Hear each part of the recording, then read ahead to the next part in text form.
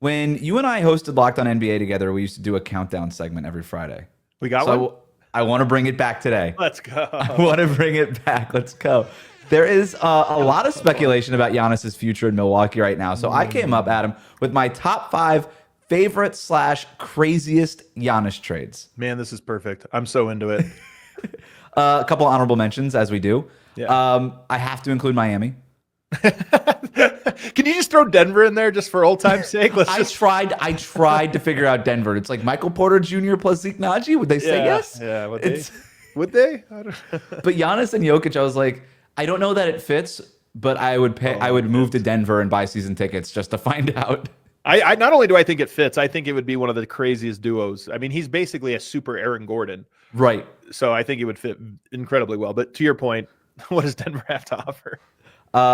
Miami also has nothing to offer, but I run the show, so I'm including them. It would be like Tyler Hero, Wiggins, Khalil Ware, 3 first-round picks. They're an honorable mention. Obviously, they're my actual favorite spot, but it's not going to happen. One more other honorable mention, a little bit more realistic, Oklahoma City.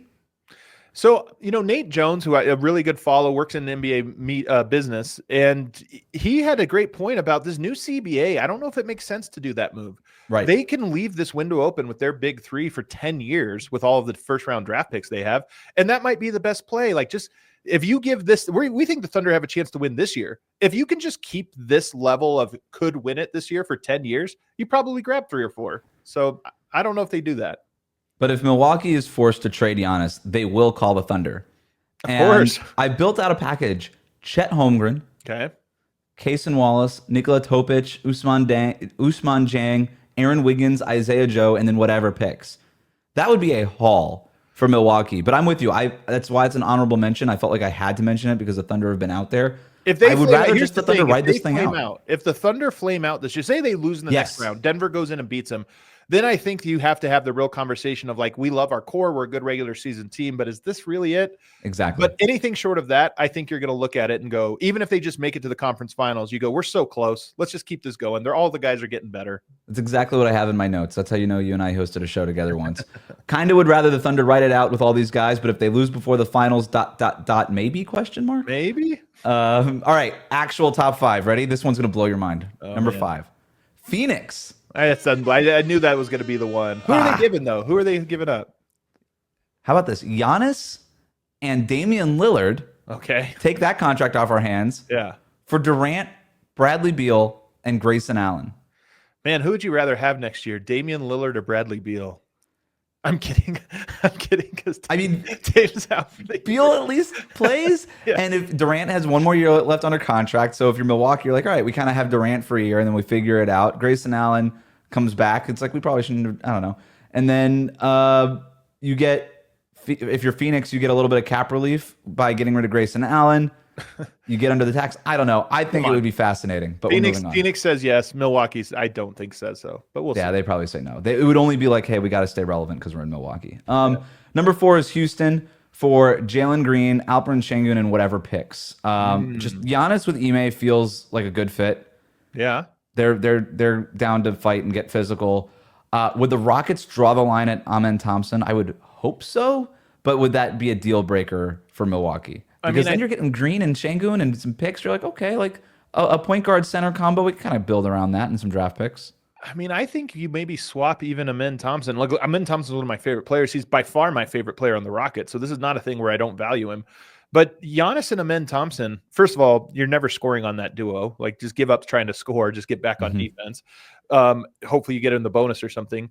But offensively, the half court would be really tough with those two guys. And they're kind of, Amen Thompson to me is a mini Giannis. And that's why it's number 4 on my list and not number 1. I think a lot of people are looking at it as a top choice.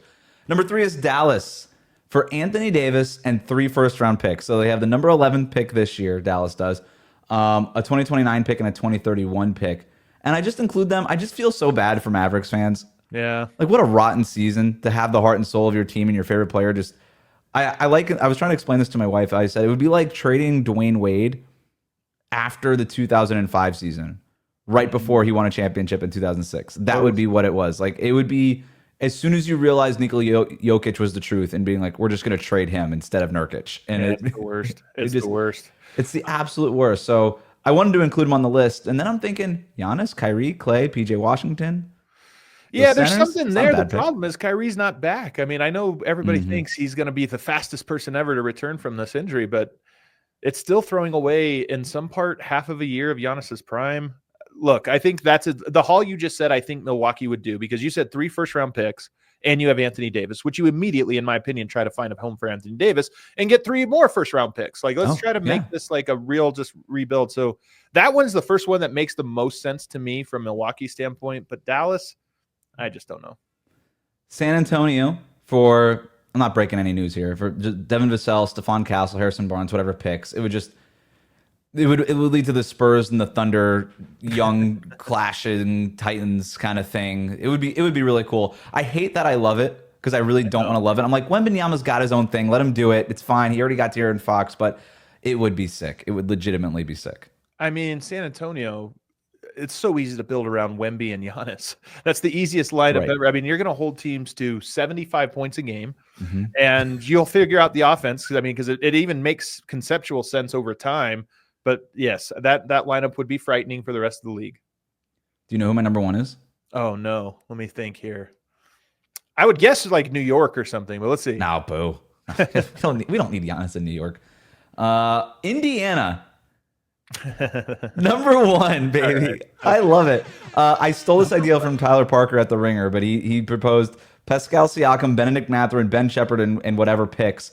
Just classic. If you can't beat him, join him. Enemy to a friend. It would be like Dennis Rodman joining the Bulls. All of a sudden, these guys are just at each other's throats, literally at each other's throats for multiple series, and have all this history together, stealing game balls and all this stuff. And now Giannis is actually wearing a Pacers jersey. So you've got the narrative story part, which is just great from a soap opera standpoint, but also Halliburton throwing to Giannis would be pretty sick.